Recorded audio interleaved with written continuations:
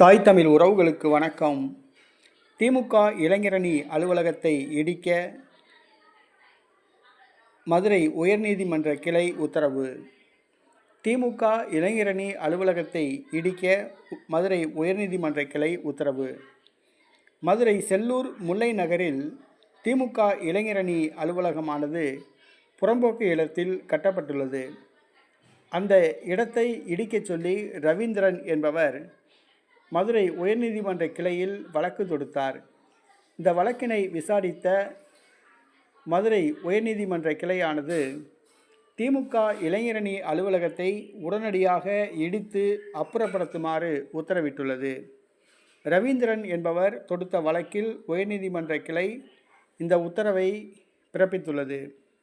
திமுக இளைஞரணி அலுவலகத்தை இடிக்குமாறு உயர்நீதிமன்ற கிளை உத்தரவிட்டது திமுகவுக்கு மிகப்பெரிய அதிர்ச்சியை கொடுத்துள்ளது. திமுக இளைஞரணி பொறுப்பாளர்களுக்கு மிகப்பெரிய அதிர்ச்சியை கொடுத்துள்ளது.